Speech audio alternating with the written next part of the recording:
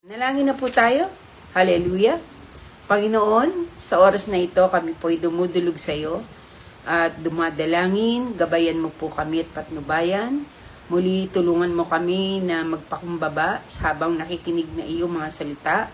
Ituro mo sa amin mga bagay na dapat namin matutunan. Tulungan mo na tanggapin namin na may kaamuan ang iyong mga salita, anumang gamit nito.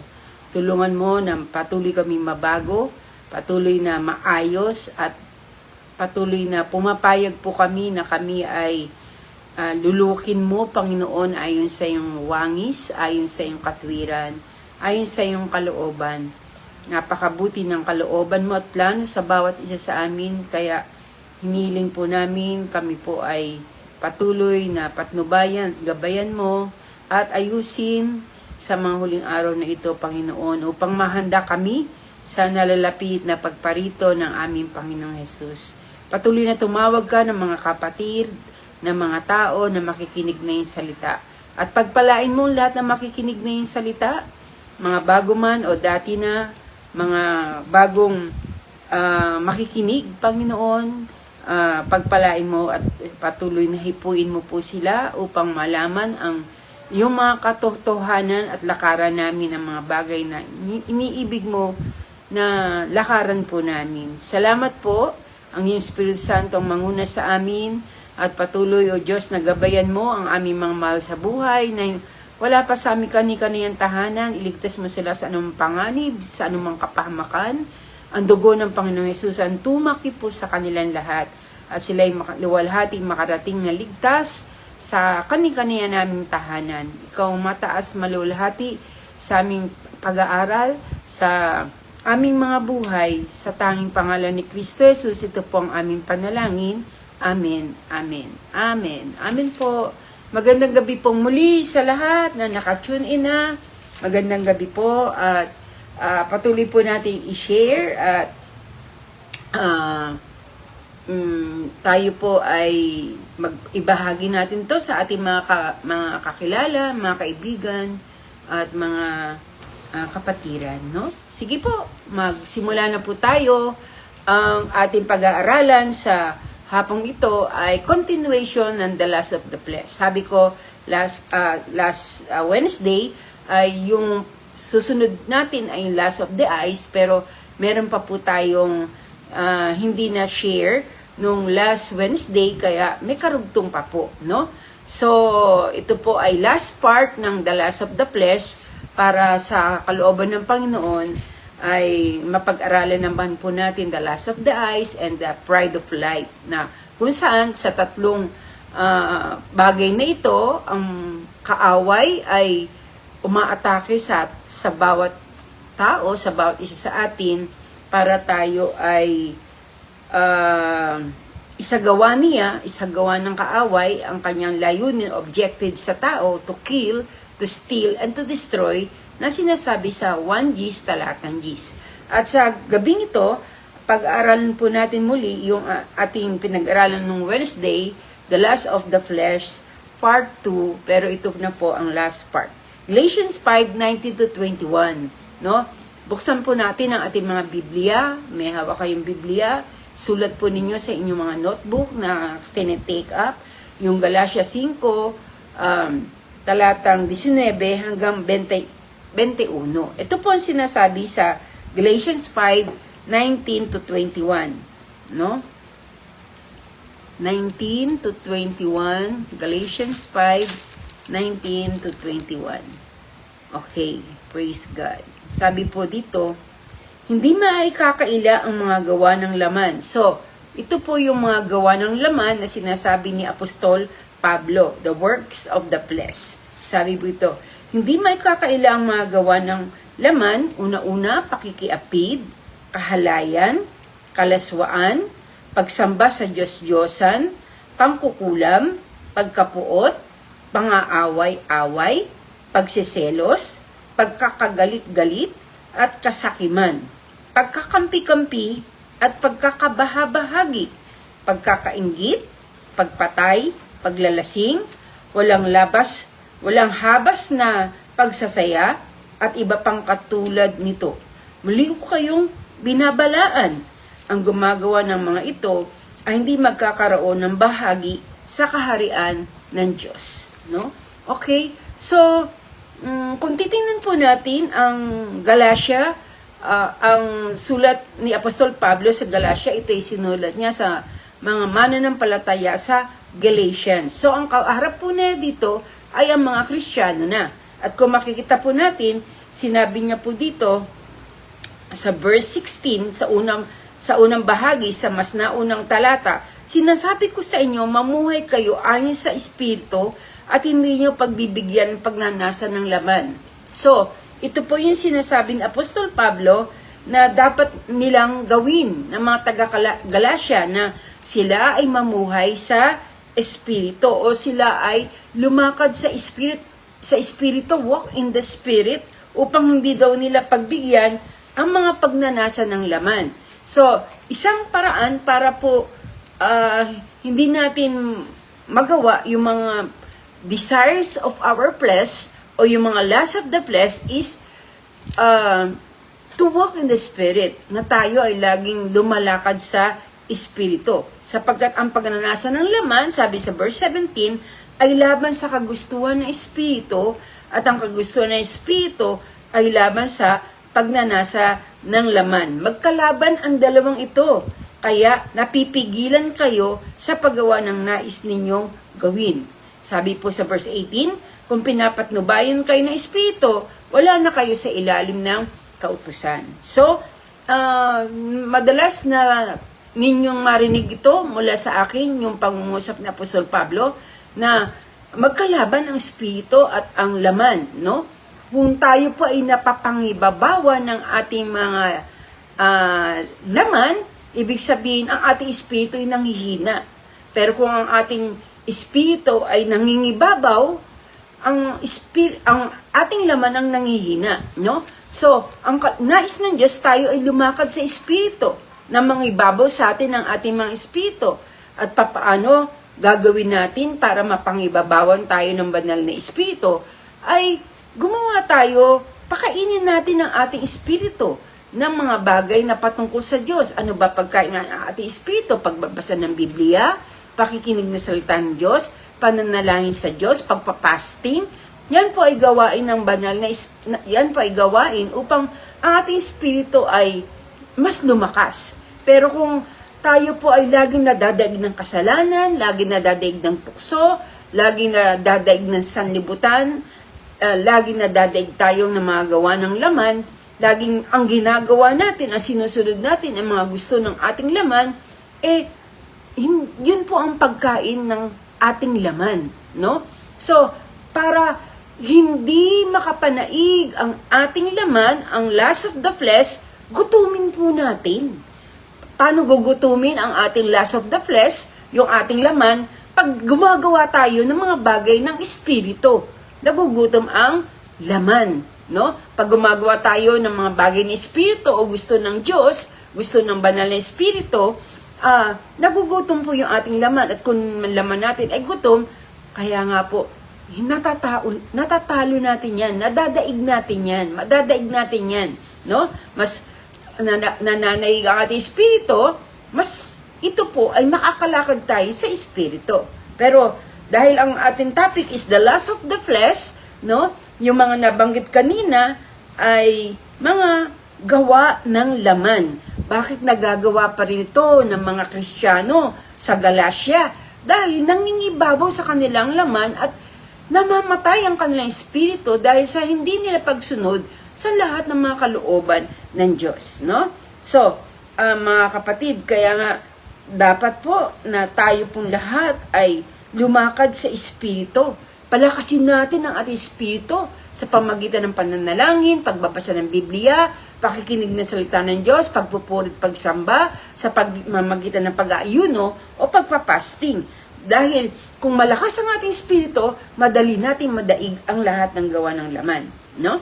Okay, isa-isahin po natin yung mga gawa ng laman na sinabi ng Apostol Pablo. Sabi sa verse 19, hindi makakaila ang mga gawa ng laman. Una-una, sabi po dito, 17 po ito, no? At hindi lang 17, kundi ang sabi sa huli, pati ang mga katulad nito. yung mga kakawangis nito, yung mga kauri nito, no? So, unang-una, ano sinabi niyan? Pakikiapid, adultery, no? Ano ibig sabihin ng adultery? Ang adultery ay sexual sin, no? Immoral na kasalanan, no? Yung may asawa ka na, nakikipag-intercourse ka outside marriage, no? Ikaw ay may asawa na, pero nagkakagawa ka ng sexual intercourse dun sa ibang tao na hindi mo naman siya asawa. Ang tawag doon ay adultery. So, ito'y gawa ng laman na maliwanag, no? Dahil isa lang ang asawa mo, no? Hindi ka pwede magkaroon ng dalawang asawa dahil pinagbabawal yan ng Biblia, no? Kaya nga, kung meron kang sexual intercourse sa isang lalaki o isang babae na hindi mo asawa, ang tawag doon po ay adultery. Ito po ay isang kasalanang immoral, no?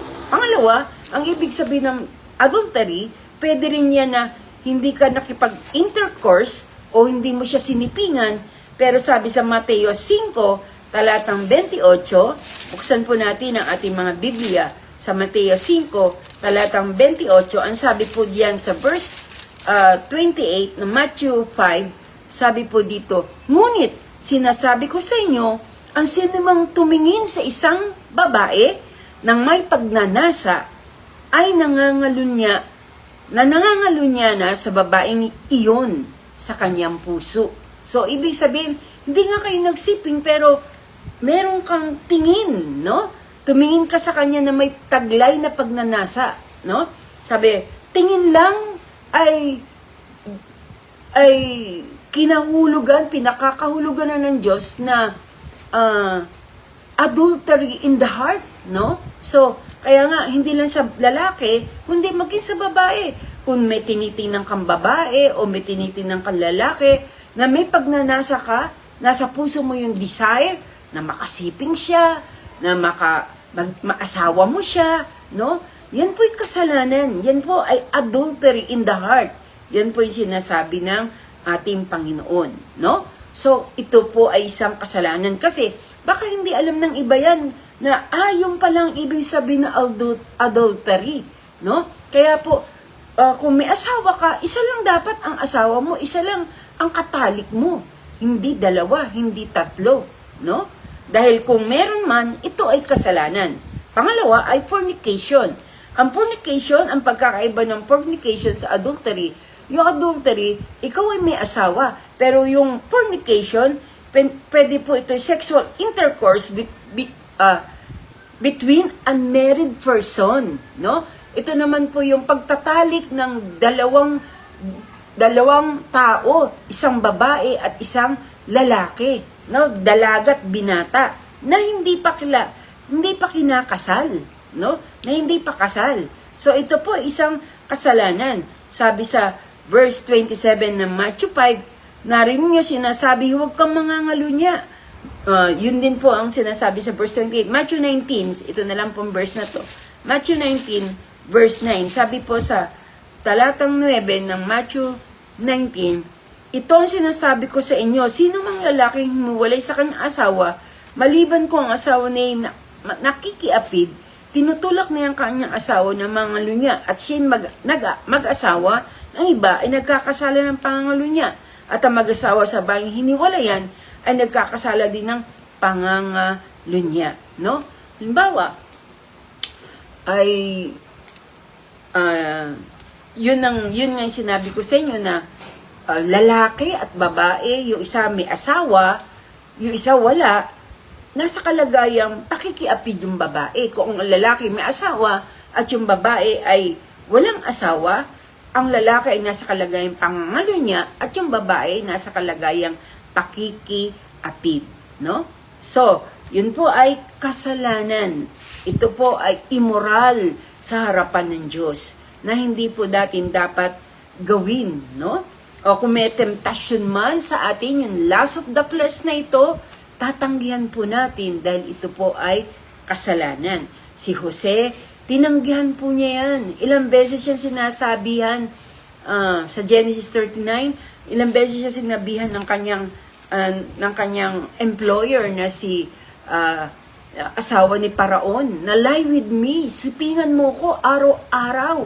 Pero araw-araw din siya tumatanggi. Ano sinabi niya? How can I sin against God? Paano ko magkakasala sa Diyos? No? So, tinanggihan niya ito, kaya nga, si Jose ay naging kalugod-lugod sa ating Panginoon. No? Kaya hindi po kalooban ng Diyos ang mga bagay na ganito na adultery and fornication. Ito po ay kasalanan. No? So, alam na natin, pag adultery, may asawa, no? Fornication, wala pang asawa, pero nagsisiping sila o meron silang sexual intercourse, yun po ay fornication. Sa may asawa, yun po ay adultery. No? Pangatlo, uncleanliness, karumihan. No? Yung karumihan na ito na sinasabi, na uncleanliness o karumihan na works of the flesh, ito po ay kabilang po dito yung tinatawag na, ito po yung uncleanliness and all manner of homosexuality. Kabilang po dito including homosexuality, uncleanliness, sinasabing kalaswaan, lesbianism, kabilang po dyan sa uncleanliness. Hindi po ito kalooban ng Diyos. Yung uncleanliness, yung karumihan, yung kalaswaan, no? So, hindi po ito kalooban ng Panginoon. Roma 1, buksan po natin ang ating mga Biblia, sa Roma 1:26 hanggang 32. Roma 1:26 hanggang 32. Maganda po sana, nag-take note po kayo. Sabi po sa verse 26 ng Romans 1, ito po ang sabi, dahil dito, hinayaan sila ng Diyos sa mahahalay na pagnanasa. Bakit hinayaan sila ng Diyos sa mahahalay na pagnanasa? Dahil, sabi po sa unang salita, sa verse 22, kung makikita po natin dito, 23, tinalikuran nila ang kalwatian ng Diyos. Sabi po dyan, na walang kamatayan at ang sinamba nila ay mga larawan ng taong may kamatayan, ng mga ibon, mga hayop, mga lumalakad at mga hayop na gumagapang, mas gusto pa nilang sambahin yung mga bagay na yun. Tinalikuran nila ang Diyos. Kaya ang ginawa ng Diyos sa verse 24, hinayaan sila ng Diyos sa kanilang maruruming pagnanasa hanggang sa hindi na nila mapigil ang paggawa ng kahalayan sa isa't isa. Tinalikuran nila ang katotohanan tungkol sa Diyos at pinalitan ng kasinungalingan. Sinamba nila at pinaglingkuran ang mga nilikha sa halip na lumikha na siyang dapat papurihan magpakailanman. Amen. Verse 26, dahil dito, yun ang dahilan kaya hinayaan sila ng Diyos sa mahahalin na pagnanasa dahil sa pagtalikod nila sa Diyos. Talagang tuwiran na pagtalikod nila sa Diyos, sabi po dito, ayaw nang makipagtalik ng babae sa lalaki ayon sa likas na kaparaanan at sa halip ay sa kapwa babae sila nakikipag-ugnayan. Gayun din ang lalaki, ayaw nila makipagtalik sa mga babae ayon sa likas na kaparaanan at ang kanilang kapwa lalaki sila nahuhumaling. Ginagawa nila ang kasuklam-suklam na bagay kaya't sila'y paparusahan ng nararapat sa kanilang masasamang gawa. Okay, no? So, makita po natin, verse 32, hindi pa po tapos, 28. Dahil ayaw nilang kilalanin ng Diyos, hinayaan sila ng Diyos sa masamang pag-iisip at sa mga gawang kasuklam-suklam. Naging alipin sila ng lahat ng uri ng kasamaan, kabuktutan, kasakiman, maruming pag-iisip, pagkainggit, pagpaslang, pagtatalo, pandaraya, masasamang hangarin, sila'y naging mahilig sa chismis, mapanirang puri, kasumplam-suklam sa Diyos, walang pakundangan, mapagmataas, mayayabang, mapagkathan ng kasamaan, at suwail sa magulang. Sila'y naging mga hangal, mga taksil, mga walang puso, at di marunong lumingap sa kapwa. Nalalaman nila ang utos ng Diyos na karapat-dapat sa rusang kamatayan ang mga gumagawa nito, gayon may hindi lamang patuloy sila sa paggawa nito, kundi sumang-ayon pa sila sa mga gumagawa rin ng mga ito, no? So kung makikita po natin, para bang masyado ng nilang dinaw ng Diyos, no? Alam nilang mali, pero ginagawa pa rin nilang mali, kaya nga nahatid sila doon sa ganung kasalanan. Buruin nyo, sabi, ang lalaki mas gusto niyang Katolik ay lalaki, ang mga babae gusto niyang Katolik ay mga babae, no? So, mga homosexual, lesbianism, yan po ay uncleanliness, karumihan, no? Karumihan, kalaswaan, no? Kahalayan, nakakapangilabot na yung mga tao ay talagang nahatid sa itong bagay dahil sa katigasan ng kanilang mga puso at ayaw nilang lumapit sa Diyos, no? So ito ay gawa ng laman. Kaya kung may kakilala kayong tomboy, may kilala kayong bakla, panalangin nyo sa Diyos. Kabagan sila ng Panginoon. Sharean ninyo ng salita ng Panginoon. Bahaginan ninyo ng salita ng Diyos, no? Pang-apat, lasciviousness. Kahalayan. Sabi, lasciviousness, expressing lust. Yung pagpapakita mo ng pita. Lending to excite lustful desire, no? To excite, to arouse, to lustful, no? Lust desires. Yung, dapat, yung bang, yung masiding pagnanasa, no? Lust, expressing lust, no? Yung, kaya nga, yung tayong mga babae, napaka higit na ingatan natin kung paano tayo manamit dahil pwedeng magkaroon ng lasciviousness yung mga lalaki na nakakakita sa atin. Kung luwa na yung dibdib mo, kung napakaikli masyado ng damit mo, hindi mo ba alam na baka merong mga lalaki dyan na nasa paligid mo na nagnanasa na mabuti sa iyo, no? Nagiging daan ka pa para magkasala ang iba. Kaya dapat hindi tayo, maging maingat tayo sa ating pananamit, no? Okay, no? So, ang lasciviousness, ito ay gawa ng laman, no? Parang sa ibang salin, sinasabi kalibugan, yun po, no? Ibig sabihin, para po bang yung mga tao, ini-entice mong mabuti para sila ay mahikayat mo, no? Minsan tawag doon, yung nai-imagine ka pa nila kahit natutulog na sila, yung katawan mo, ganun, ano?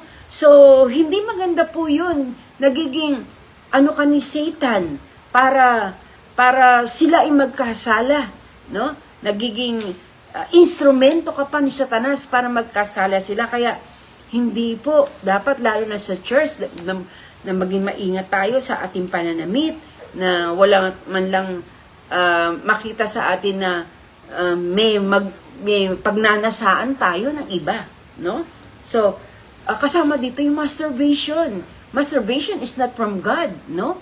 Hindi tama po yun. Hindi po kalooban ng Diyos. Ito ay work of the flesh. Pita ng laman, no? So, sumunod, idol worshiper. Yung loving anyone, not putting God first is an idolatry. Kung meron kang inuunang iba, yun ay nagiging Diyos mo. Kung meron kang sinusunod na iba, yun ang nagiging Diyos mo, no? Ibig sabihin, ang Diyos, idolatry ay hindi lang yung pagluhod sa mga images, sa mga imahen, no? Sa mga kahoy, hindi lang pagluhod sa mga iskayola, hindi lang pagluhod sa mga painting na rebulto, no? Hindi lang yun ang tinatawag na idolatry. Kundi, kung meron kang niluluhuran, meron kang minamahal na mas higit kaysa sa pagmamahal mo sa Diyos, kung meron kang pinagpapahalagan, yung time mo, yung oras mo, yung kayamanan mo, yung talento mo, ibinibigay mo doon, no? Pwede mo siya maging idol. Ang pera ay pwede maging idolo o idol. Yung mga Diyos-Diyosan, no? Yung mga kayamanan ay pwede maging idol.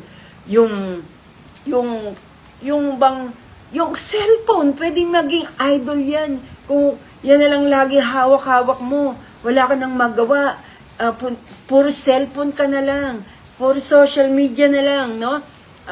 Pwede yan na maging idol mo. Yung mga artista, yung mga video games, yung mga laro, no, na wala kang panahon para sa pananalangin, pagbabasa, pero lagi kami panahon sa mga bagay na yun ay pwede maging idolo mo. Ito ay work of the flesh, no, na hindi mo alam itong paraan ng kaaway para ikaw ay siluin, na ilayo sa Diyos, no? Tandaan natin, ito po ay pain ni Satanas sa mga tao, Kristyano man o hindi, para hindi nila makilala ang Diyos at para hindi sila lumago sa kalagayang espiritual, no? Sumunod, witchcraft. Pag sinabing witchcraft, pangkukulam, sorcery, panggagaway, drug addiction, yan po ay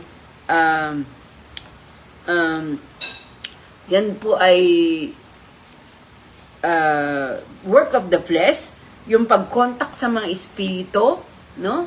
Yung mga consulting evil spirit, yan po ay form of witchcraft, magic, astrology, horoscope reading, no? At yan po ay isang bahagi ng tinatawag na witchcraft, no? Hindi tayo dapat magkaroon ng kaugnayan diyan, no, sa mga bagay na yan, no? So, yan po ay work of the flesh at hindi po nais ng Diyos na ma-involve tayo mga Kristiyano sa mga bagay na yan. Ayaw po ng Panginoon, no? Sumunod, yung galit, inggit, pakikipagtalo, no? Yung hatred, bitterness, pagkapuot laban sa iba, pagkagalit sa iba, no? Vengeance, paghihiganti, quarreling, pag-aaway-away, pagkatalo-talo, no? Emulations, rivalry, or trying to compete because you are, yung pagkukumpetensya, pakikibahabahagi, yan po ay work of the flesh. Sumunod, wrath, no? Masidhing gali, no? Intense anger, pag sinabing wrath, galit ka na, mas galit na galit ka. Kaya, ang wrath ay work of the flesh. Ang galit ay work of the flesh, no?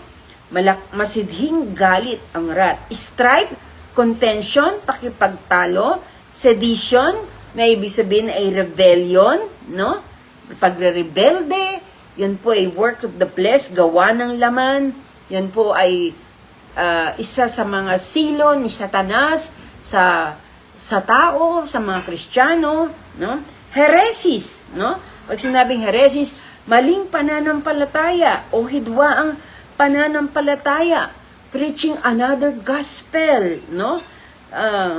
Yan po ay work of the flesh, no?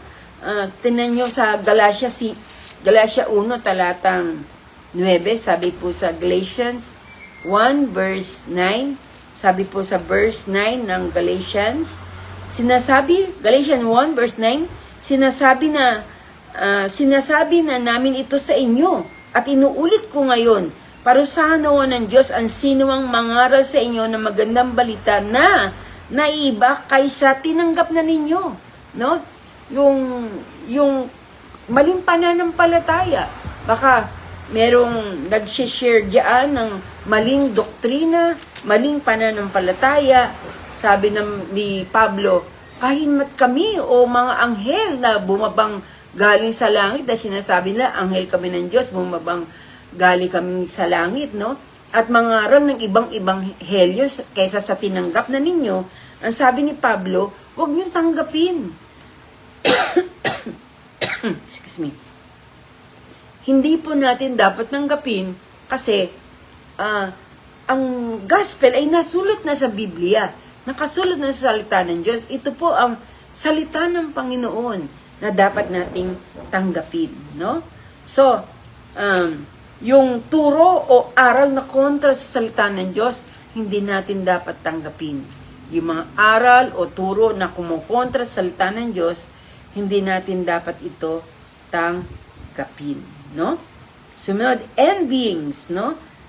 Feeling of ill will or discontent because of another discontentment because of other blessing. Alam mo, pagkainggit, no? Nainggit ka, pagkainggit ay isang work of the flesh. Nainggit ka sa isang tao kasi ganito, mas maganda siya, mas matalino siya, mas mayaman siya. Hindi natin dapat pagkainggitan. Ito po ay work of the flesh, no?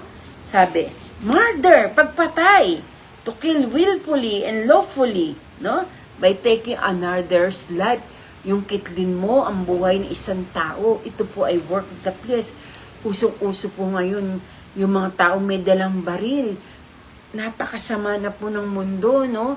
Yung mga tao ngayon, kung paano patayin na lang yung kapwa-tao, parang pumapatay na lang ng manok o pumapatay ng aso, no? Pero, hindi po nais ng Diyos, no? Ito po ay works of the flesh, kaya yung mga tao pong sa sobrang galit, sa sobrang inggit, ay pumapatay ng kanilang kapwa, no? So, mali po yun. Ito po ay isang works of the flesh. Sumunod, drunkenness, paglalasing, no? Paglalasing, napakadami pong verse sa Bible patungkol po sa paglalasing na pinagbawal ng Panginoon. Sa unang Korinto 6, talatan G, sabi po diyan, drunkards will not inherit the kingdom of God. Hindi po ako ang may sabi. Ang may sabi po yan ay Biblia. Unang Korinto 6, talatan G, ang mga manginginom ay hindi papasok sa kaharian ng Diyos. Ephesians 5:18, sabi diyan, be filled with the Spirit. Tayo daw po ay mapuspos ng Espiritu at hindi daw dapat tayo mapuspos ng alak, no? So, ayon ng Diyos yung naglalasing, no? Minsan pag-uusapan natin yan. Bakit po si Timoteo, inakay po ni Pablo na uminom ng kaunting alak. Kaunti hindi lasing. Kaunting alak para sa kanyang sikmura. Dahil may problem, may issue si Timothy sa kanyang sikmura, no? Kaya nga sabi, uminom ka ng konting alak, no? Pero hindi sinabing maglasing, no? So, sabi dito sa Ephesians 5:18, be filled with the Spirit. Magpuspos tayo ng Espiritu at huwag tayong maglasing ng alak, no? Ano pa? Sa Proverbs 20 verse 1, wine is a mocker. Sulat nyo na lang po yun. Kawikaan 20 talatang 1, Isaiah 5 talatang 11. Basahin nyo na lang po yun, no? Patungkol po yan sa alak. Roma 13 talatang 13. Proverbs 31, 4-5, no? Basahin nyo na lang po yan bago kayo matulog. Yan po ay mga patungkol sa paglalasing o sa alak, no? So, kung tatanungin niyo po ako na pwede po ba tayong uminom ng alak, ito po sinasabi sa Biblia na huwag kayong maglalasing ng alak, no? Kung gusto niyo pong maintindihan niyo itong mabuti, i-PM niyo po ako. Kung ano po ang tanong ninyo patungkol po dito, okay lang po na tanungin niyo po ako, mas gusto ko po 'yon, no? So, i-PM niyo po ako kung may tanong po kayo patungkol dito at kakausapin ko po kayo at sasagutin ko po kayo sa tulong po ng Panginoon. At panghuli sabi diyan, reveling, paghihimagsik, no? Rioting, pag sinabing paghihimagsik, rioting, ayaw po ng Panginoon yan, no? Uso ngayon yung mga kabataan na nagrarayot, nakikipag-away, yan po ay work of the flesh. Ang work of the flesh is a temptation, no? And it will become sin, magiging kasalanan po ito kung tayo po ay nagpadala sa mga ganitong temptasyon. Kaya nga po sabi, layuan natin ang bawat uri o anyo ng masama. Kung alam natin itong masama, inuutusan po ng Panginoon ang bawat isa sa atin na lumayo sa bawat anyo ng masama. Ang work of the flesh na ito ay gawa ng kaaway. Ito ay work of the flesh, no?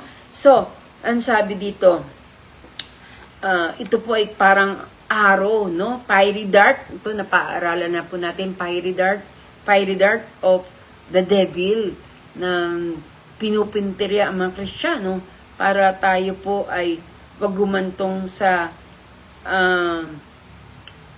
wag humantong sa pagsunod sa kalooban ng Diyos, no? So, umalis po tayo dito. Umalis po tayo dito sa mga gawa ng laman. Wag nating gawin ang mga gawa ng laman. Ito po ay warning sa atin ng ating Panginoon, no? Na hindi natin dapat gawin ang mga gawa ng laman ito. Sabihin natin, wala po dyan yung ganito. Wala po dyan yung ganito. Yung vape, wala po dyan. Yung paninigarilyo, wala dyan. Sabi po sa verse 21, ito po ang sabi, no? Meron dito pagkainggit, paglalasing, walang habas na pagsasaya, yung masyado ng puros kasiyahan, no? Hindi mo na inisip ang Panginoon. But sabi po dito sa verse 21 sa dulo, at iba pang katulad nito. So, malino na sinasabi dito, kung hindi man nasulat dito, hinahanap mo dito yung paninigarilyo, pagbe-vape, o pag ganito, yung iba pang bagay, no? Sabi ng Panginoon, malino na sinasabi, at iba pang katulad nito. Maliwanag? Muli ko kayong binabalaan ng gumagawa ng mga ito, ay hindi magkakaroon ng bahagi sa kaharian ng Diyos. Kung hindi tayo magsisisi, kung hindi natin kikilalanin si Kristo Jesus, kung hindi natin tayo magkakaroon ng tunay na relasyon sa Panginoon at mananatili tayo sa gawa ng laman, hindi tayo magmamana ng kaharian ng Diyos. It grieves the Holy Spirit. Sabi sa Ephesians 4:30, sabi, ang banal na espiritu ay nalulungkot pag tayo gumagawa ng gawa ng laman, no? So, piliin natin na patuloy na kung tayo po ay Kristiyano, magpatuloy tayo sa Panginoon, sumunod tayo sa ating Panginoon, lumakad tayo sa espiritu. At kung hindi pa tayo Kristiyano, tanggapin mo si Kristo, no? Bubuhayin ka ng Panginoon at gagawin kanyang sarili niyang anak upang tulungan ka ng Panginoon Jesus na makalakad sa espiritu at wag sa laman, no? So, ang mga bagay nito, ito ay works of the flesh na hindi tayo dapat magpatuloy dito, kundi umiwas tayo dito, tumakbo tayong palayo dito at tunguhin natin ang mga gawa ng espiritu. Lalo tayo maging malapit sa Diyos, lalo tayong sumunod sa ninanais ng banal na espiritu upang hindi siya malungkot sa atin. So, last mga kapatid, sabi po ng Biblia, ang gumagawa nito hindi magmamana ng kaharian ng Diyos. At tayo bilang mga Kristiyano, alam natin, hindi tayo dapat magpatuloy dito. Takasan natin ang mga gawa ng laman. Lumayo tayo dito at huwag tayong matempt na gumawa ng mga bagay nito. Kundi bigyan natin ng kaluguran ng Diyos sa patuloy na pagsunod sa Kanya. Okay? No? So, be filled with the Spirit of God. Ito po ang nais ng Diyos sa Ephesians 4. Sabi, be filled with the Spirit of God. Mapuspos tayo ng banal na Espiritu. Lumakad tayo sa Espiritu. Walk in the Spirit every day. No?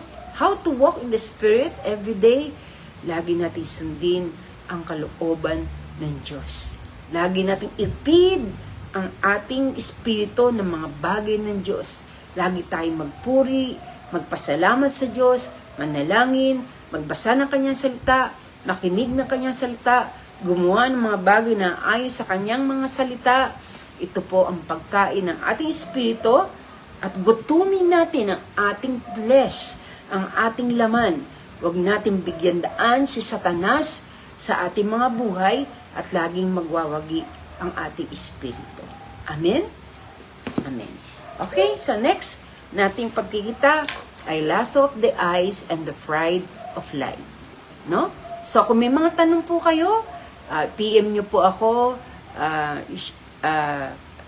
Rhea Manikis, no? So maganda po na pwede po kayo magtanong at sasagutin ko po kayo sa biyaya ng Panginoon. Okay po? Magandang gabi po, manalangin na po tayo. Hallelujah! Maraming salamat, Amang Banal, dahil sa gabing ito ay napag-aralan namin ang ibang mga gawa ng laman, the works of the flesh, na hindi namin dapat lakaran. Alam po namin, ito yung mga tukso, tentasyon ng kaaway para kami sirain sa aming paglalakad sa aming buhay, pagiging Kristiyano. Tulungan mo po kami na makalakad sa Espiritu at hindi sa laman. Tulungan mong takbuhan namin, layuan namin ang mga gawa ng laman at hindi namin to dapat gawin sa aming mga buhay. Diyos, dalangin po namin, Panginoon, na palakasin namin ang aming espiritu sa pamagitan ng pakikinig ng salita, babasa ng salita, pananalangin sa iyo, pagpupuri, pagsamba, at patuloy na pagpapasting, Panginoon, upang lumakas ang aming espiritu at hindi namin mabigyan daan ang mga gawa ng laman sa aming mga buhay. Dinudulog po namin sa iyo kung may mga tao na nakikinig ngayon na lagi na lang silang naibubuwal ng kasalanan, nadadaig ng kasalanan, nadadaig ng mga tukso. Lord, tulungan mo na mapag-isip-isip nila na kailangan kanila. Tulungan mo na tanggapin kanila, gawin kanilang Panginoon at Diyos ng kanilang mga buhay. Pagsisihan nilang kanilang maling gawa, ang kanilang mga kasalanan, ang paglakad sa laman, pagsisihan nila at hilingin nila ang tulong mo at patnubay mo sa buhay nila. Kailangan ka namin para lumakas kami, para madaig namin ang mga gawa ng kaaway. Hindi namin makakaya to kung kami mag-isa lang. Pero kung nandito ka sa aming puso, sa aming mga buhay, ang iyong banal na espiritu, kami po'y malalakas. At alam namin, kaya namin mapagtagumpayan ang mga tukso, ang mga pagsubok na ito sa pangalan ng aming Panginoong Jesus. Kung ikaw ay Kristiyano, kung ikaw ay gusto mong tanggapin si Kristo, o kung ikaw po ay bago na nakinig ng live stream ngayon, at gusto mong tanggapin si Jesus, sumunod ka sa maikling panalangin. Sabi mo, O Diyos, kinikilala ko, ako po'y makasalanan, kinikilala ko, ako po'y lagi nadadaig ng aking laman, ng kasalanan, ng tukso. Sa oras na ito, inaamin ko na mahina po ako, kailangan kita sa buhay ko. Jesus, patawarin mo po ako sa aking mga kasalanan, linisin mo ako ng iyong makapangyarihan dugo. Sa oras na ito, inaanyayahan kita na pumasok sa puso ko, maghari ka sa buhay ko mula sa oras na ito, ikaw na ang aking maging Panginoon at tagapagligtas. Baguhin mo ang buhay ko, tulungan mo akong makalakad kasama ka, makalakad sa Espiritu, upang hindi ko na mabigyan ng daan ang mga gawa ng laman sa aking buhay. Jesus, ikaw na ang aking Panginoon at tagapagligtas, tulungan mo po ako magtagumpay sa buhay na ito. Maghari ka sa akin at tulungan mo ako na magpatuloy na sumunod sa iyo habang ako'y nabubuhay. Ito po ang aking panalangin sa pangalan ni Kristo Jesus. Amen. Amen. Hallelujah. Salamat po, Ama. Salamat po sa mga tumanggap. Salamat po sa oras na ito. Dalangin ko po na bigyan mo sila ng kakayanan na makasunod sa iyo at magpatuloy na lumakad na kasama ka. Pagpalay mong buhay ng bawat isang nakinig, alam mo mga problema nila, pangangailangan nila, kayo po magbigay ng katugunan sa lahat ng kanilang kahilingan, kanilang mga problema, sa kanilang mga kahinaan, tulungan mo po sila. At dalangin po namin, tulungan mo kami, banal na Espiritu, na makalakad na kasama ka, lagi at araw-araw sa aming mga buhay. Pagpalain mo buhay ng bawat isa, ang mga may sakit, bigyan mo ng kagalingan, ang mga may problema, bigyan mo po ng solusyon ng kanilang problema, ang kanilang mga pangailangan, kayo po ang Diyos na hindi nagbabago, patuloy mo na pinagkakaloob ang aming pangailangan sa araw-araw. Salamat po, Ama, sa iyong mga salita, bagamat ito po ay mabigat. Alam po namin, kaya namin tanggapin ang iyong mga turo at mga saway upang maiayos ang aming mga buhay. Salamat po sa iyong pag-ibig sa amin dahil hindi mo kami hinayaan na magkamali, hindi kami hinayaan manatili sa kasalanan upang mahanda kami sa nalalapit na pagparito ng aming Panginoong Jesus. Salamat po, O Diyos, sa inang pinagkakatiwala Ang panalangin ito, maluwalhati at madakila ang iyong pangalan o Panginoon, ngayon, bukas at magpakailan pa man. Ito ang aming dalangin sa tanging pangalan ni Kristo Jesus. Amen, amen, amen. Amen po. God bless po.